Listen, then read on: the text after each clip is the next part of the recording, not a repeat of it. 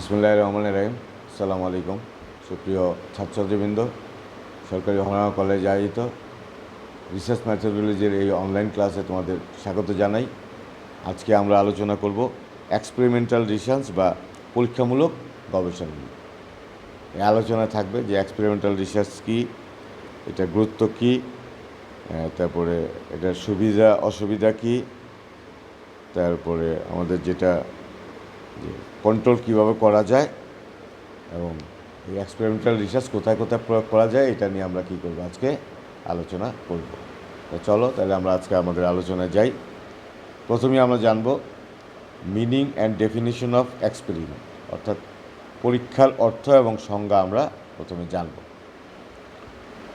Experimental is most scientific and sophisticated research method. It is defined as observation under controlled condition. The experiment is a situation in which a researcher tries to objectively observe phenomena which are made to occur in a strictly controlled situation. এই হচ্ছে আমার এক্সপেরিমেন্টের সংজ্ঞা। তারপরে creating an experiment, পরীক্ষা কীভাবে নির্মাণ হবে সেটা হচ্ছে যে experiment are widely used in causal research design. Experimental research allows a researcher to control the research situation so that causal relationship among variables may be evaluated. The experimenter operates one or more independent variable. তারপর আমরা আলোচনা করব যে experimental যে outcome আছে বা পরীক্ষামূলক ফলাফল। An experiment is an process of observation with an uncertain outcome. The possible outcomes for an experiment are called experimental outcome. There are some experimental outcome which are given below. A হচ্ছে job satisfaction, B হচ্ছে professional commitment, C হচ্ছে organizational commitment, D হচ্ছে intent to quit the profession, আর E হচ্ছে others. তারপরে আমরা আলোচনা করব can a self efficiency intervention enhance job attitude, অর্থাৎ নিজ কার্যক্ষমতার হস্তক্ষেপ কি চাকরির দৃষ্টিভঙ্গি উন্নত করতে পারে কি না আর কি। অর্থাৎ এখানে এক্সপেরিমেন্টাল সাবজেক্ট আছে, ইন্ডিপেন্ডেন্ট ভেরিয়েবল আছে, independent variable main effects and interaction আছে। তো এই সমস্ত দৃষ্টিকোণ থেকে আমরা দেখতে পাই যে এটা কি করতে পারে, প্রভাব বিস্তার করতে পারে আসলে। তারপর আমাদের ডিপেন্ডেন্ট অ্যান্ড ইন্ডিপেন্ডেন্ট ভেরিয়েবলের পার্থক্য আমাদের জানতে হবে।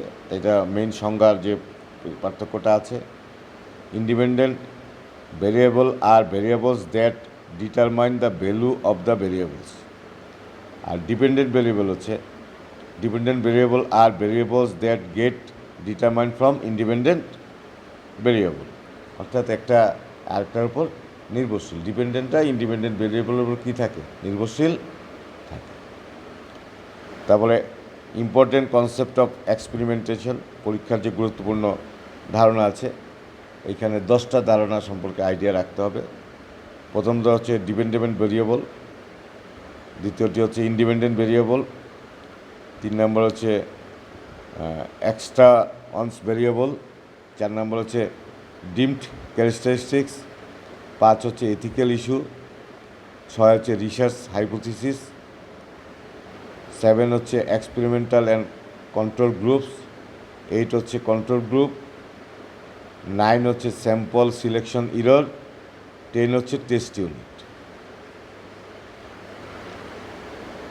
তারপরে হলো designing an experiment to minimize experimental error, অর্থাৎ গবেষণা নকশার পরীক্ষামূলক ত্রুটি হ্রাস করার জন্য আমরা কি করতে পারি।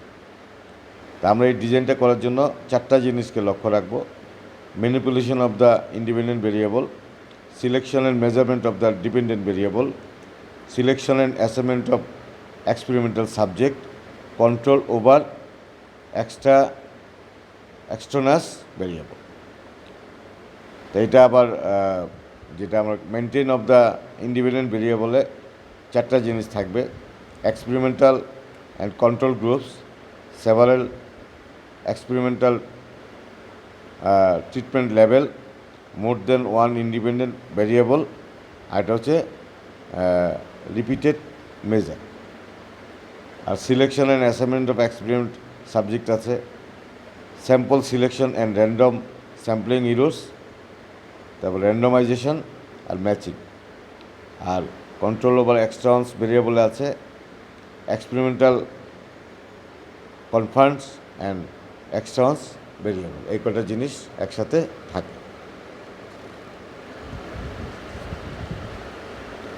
তারপরে পরীক্ষামূলক যে গবেষণা বা এক্সপেরিমেন্টাল রিসার্চ, এর সুবিধা আছে 60টা, অসুবিধা আছে 6টা। প্রথমে আমরা সুবিধার কথাগুলো বলবো। প্রথম হচ্ছে it provide research with a high level of control.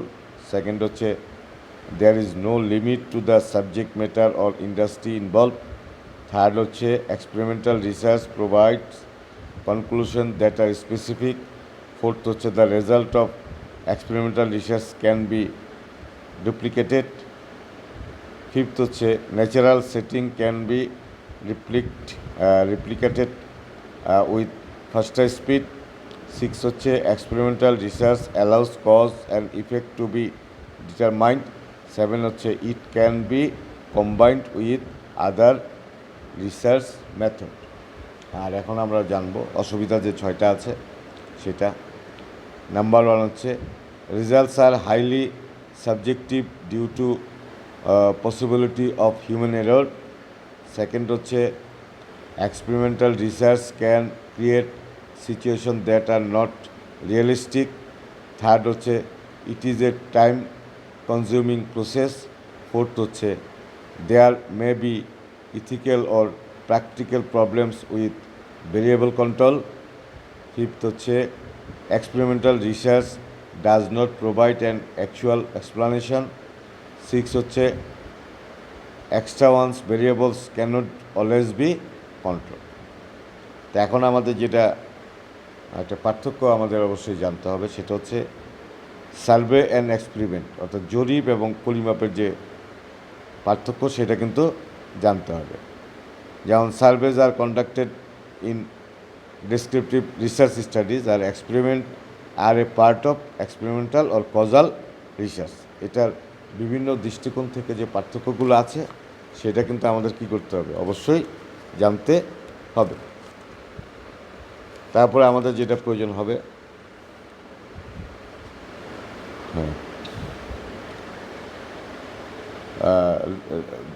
Demand যে অর্থাৎ রিডিউসিং আমাদের যে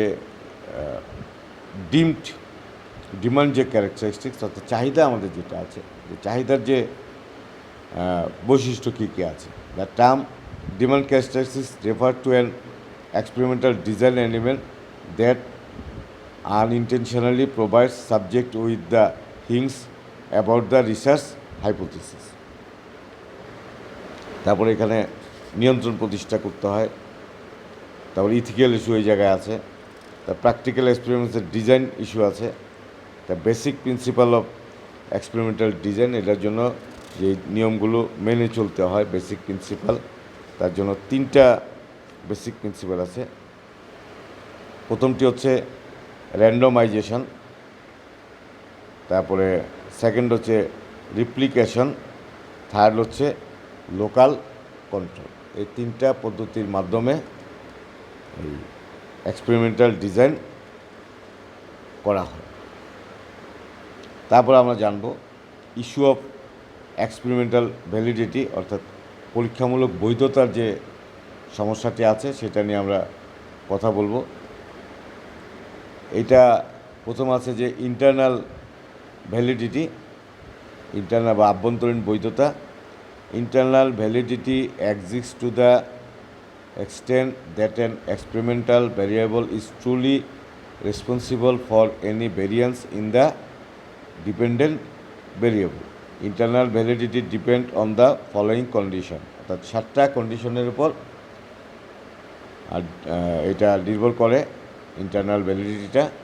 প্রথমটি হচ্ছে ম্যানিপুলেশন চেকস, সেকেন্ড হচ্ছে হিস্টোরি, থার্ড হচ্ছে ম্যাচুরেশন, ফোর্থ হচ্ছে টেস্টিং, ফিফথ হচ্ছে ইনস্ট্রুমেন্টেশন, সিক্স হচ্ছে সিলেকশন এবং সেভেন হচ্ছে মর্টালিটি।